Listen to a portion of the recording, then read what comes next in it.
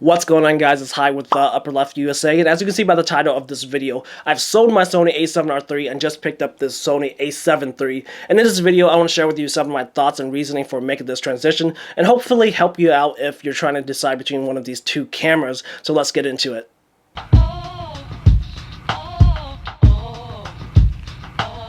So let's talk about the major differences between these two camera bodies, and the most obvious difference is going to be that megapixel count. The Sony A7R III has 42 megapixels where the Sony A7 III only has 24. Does this difference have any effect on you or your audience? And I think that's what you should really consider when you're thinking about megapixels. Who is your audience and where are your images going to be viewed? To me, megapixels count more when you actually have to make a physical print. Over the years, I've owned the Nikon D810, the Sony A7R II, and then the Sony A7R III, all very high megapixel count cameras. I told myself that I needed all of these megapixels because you never know, I might get booked to shoot a giant billboard or to fill a wall top to bottom with a print, but this is really just me justifying a purchase. Be honest with yourself and really look at where your work has been published in the past. Over the years, I've only had to print several large prints, and the biggest was about 2 by 3 feet, so 24 by 36 inches, and this is still a pretty manageable size, but a pretty good size for somebody who wants to put a print on their walls. The vast majority of my work has been published on social media, and from my research, most social media platforms has a maximum viewing resolution of less than 1 megapixel. If you're an Instagram user, this gets a little bit better because Instagram maxes out at just a little bit under 1.5 megapixels. You would think that having a higher resolution file and downsizing it down to something like Instagram would make higher quality images for the end user, but realistically no, because of the massive compression that comes from platforms like Instagram really makes it kind of not even worth it to have a high resolution camera. I get so frustrated spending all this extra time, effort, and money and taking these higher resolution images and then go and see them on Instagram and it looks like the blur tool has been taken to the entire thing. So be realistic with yourself and figure out where you're publishing your work, because spending the extra money on a high resolution body may not even be worthwhile. I do think where resolution does come into play and is the most practical is when you have to deal with cropping. Having a higher megapixel count does mean that you have the extra flexibility in post to crop if need be, so just keep that in mind. Since we're talking about resolution, let's talk about video resolution. On paper, these two cameras are very similar when it comes to the video department. Both camera bodies can shoot up to 4K 30p in full frame mode or Super 35mm crop mode. If you want slow-mo, you have to go down to 1080p, but then you have the ability to shoot up to 120 frames per second. I can't provide you with side-by-side image comparisons from the two cameras because my A7R III is gone, but it's pretty unanimous based on pretty much every other video comparisons out there that the Sony A7 III has better video quality than the Sony A7R III. This is because the Sony A7 III is able to do a full readout from the entire sensor, capturing a 6K image and downsampling it down to a 4K final product. The A7R III still suffers from pixel binning in full frame mode, and this just means that you won't be able to capture as high quality of a video image in full frame mode as you can in Super 35mm crop mode, where the sensor can do essentially an entire sensor readout from that crop mode sensor. When you use Super 35mm crop mode on the A7R III, the camera takes a 5K image and downsamples it down to a 4K final product. Either way, the A7 III will provide you with higher resolution video quality. However, it should be noted with the A7 III that you only get that 6K downsampled to 4K video footage when you're shooting 4K 24 frames per second. If you want to shoot 4K 30 frames per second, the A7 III actually has a 1.2 times sensor crop, and it gives you about a 5K image downsampled down to a 4K final product. I've actually seen in other YouTube videos that the A7 III stretches the video even when using 4K 24 frames per second. Even with the minor stretches and crops, at the end of the day, the A7 III should provide you with better video quality than the A7R III. I should also mention that other comparisons have shown that the A7 III performs much better than the A7R III when it comes to low light and high ISO. If this is something that you need, then the A7 III is the clear winner. I wanted to mention this because having good low light capabilities can be extremely useful when shooting stills or videos, as it provides you with better dynamic range, better sharpness, along with various other benefits. When the A7R III was released, it was advertised that both full frame and Super 35mm crop mode would provide the same image quality, whereas with the A7R II, Super 35mm mode was the clear winner. From my personal testing, this was not true. Super 35 was clearly superior to full frame when it came to 4K image quality. It provided much sharper images and much less color noise in high ISO situations. I personally like to shoot in full frame mode, so the A7 III's higher image quality and higher ISO capabilities will really pay off and really be more beneficial towards my needs.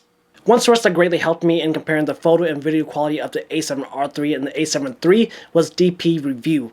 As part of their review process, they take photo and video samples from the same test scenes for all reviewed cameras and allow you to compare the various samples between the various cameras. Based on the DP review samples, the A7R III didn't provide me with enough of a photo resolution difference to the A7R III for me to really care. However, this does change when it comes to video quality resolution because, in my opinion, based on the DP review samples, the A7 III does provide enough of a difference in resolution for me to lean towards it rather than the A7R III.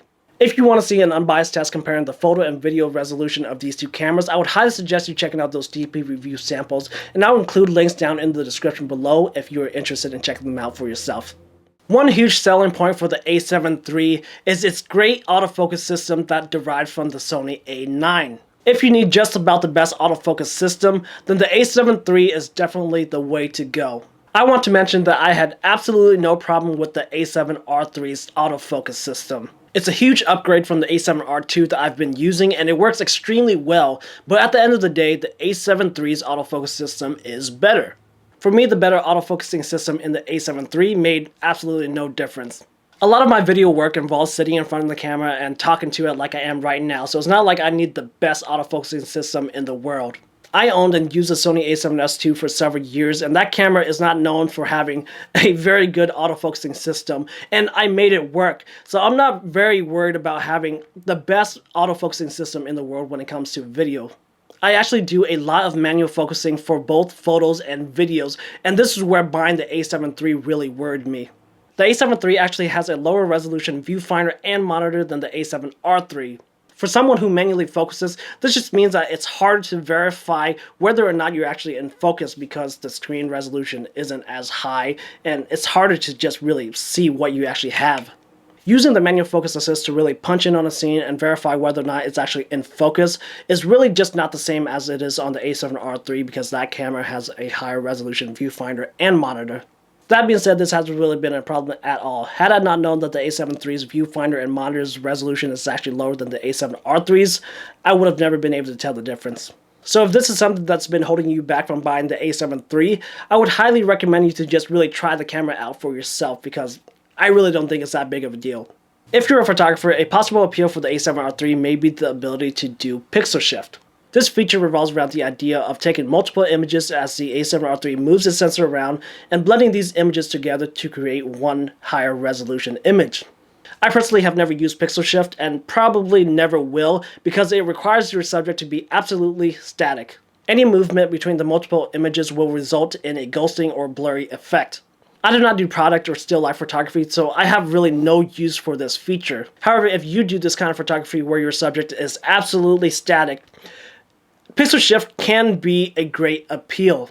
At the end of the day, both cameras are really terrific. They both have their positives and negatives, but really, that all depends on what you need from a camera body. Be realistic with yourself and evaluate your needs, because remember, the A7R III retails for $3,200 while the A7 III retails for $2,000. That is a $1,200 difference. Just imagine what you can do with $1,200. Ask yourself if the features that the A7R III provides over the A7 III is worth $1,200 to you, or can you use that money in a more productive way towards your career? Ultimately, this is what it came down to for me. The A7R III just didn't provide me with enough of an upgrade for me to spend that extra $1,200. The biggest difference between the two cameras that would have affected my workflow would have been that megapixel count, but that's not completely necessary for me. I'm fortunate enough to still own my Nikon D810, and when I originally bought the A7R III, I sold my A7R II to get some extra money to buy it. Well, I actually know the new owner of the A7R II and can pretty much borrow it whenever I want. In fact, I'm recording on that sold A7R II right now. So in my personal situation, I just have absolutely no need for another high megapixel count camera. I have absolutely no need for the Sony A7R III. Realistically, I probably don't even need the A7 III, but if I didn't need an extra camera to record myself when I'm using a camera, I wouldn't buy the A7 III at all because, like I said, I have other options that are readily available. All that being said, if I were to start fresh because I needed a new camera today, I would personally go with the A7R III. I think it's an overall better package, and it actually comes down to that megapixel count and what the A7R III can do with it. You see, I recently sold off all of my lenses for my digital cameras. The only lens that I own now is the 20-40-70 f2.8 G Master for Sony E-mount, which I am recording with right now. This is the only lens that I kept because the 20-40-70 f2.8 is really the only lens that I need, and it is the only lens that is really ever on any of my camera bodies. Saying that, the 20-40-70 really for me only works 90% of the time. I usually never have to go wider than 24, but occasionally I do still need to zoom in a bit. One of my favorite features about the Sony A7R II and the Sony A7R III is that Super 35mm crop mode. This allows me to take that 1.5 times crop factor on the sensor and also apply it to a lens. So with the 20-40-70, I actually also get an equivalent of about 36 to 105mm. Using a body that allows for a Super 35mm crop mode really is like having two lenses for the price of one. Now the A7 III also has this feature, but the main difference between using it on the A7 III and the A7R II and the A7R III is really the final resolution that you are able to get, because when you use Super 35mm crop mode, you are reducing the resolution of your images. This is really much of a problem in video, but the difference really comes when you are taking photos. With the A7R III, Super 35mm crop mode will take your 42 megapixel sensor and downscale it down to 18 megapixels. With the A7 III, that 24 megapixel sensor is reduced down to 10 megapixels. I know I said earlier that megapixels don't really matter, but having 10 megapixels really does make me a bit uneasy. Super 35mm crop mode on the A7R III and the flexibility that it allows me is really the selling point for me when it comes to this camera body. But again, I just have to ask myself, is this feature worth the $1,200 price difference? Personally, no. But I've been on the lookout and the price of the A7R III is continually dropping. If it drops down to, say, less than $2,500, that makes it a lot more appealing to me and I might just have to pick another one up. And those were the various reasons as to why I sold my A7R III and bought the A7 III. I hope this video has helped you out. If it did, give this video a thumbs up, share it around, comment down below with any thoughts or opinions that you may have between one camera or the other. Don't forget to subscribe to this channel for more content to come. Thank you for watching this video, and I'll see you guys in the next one.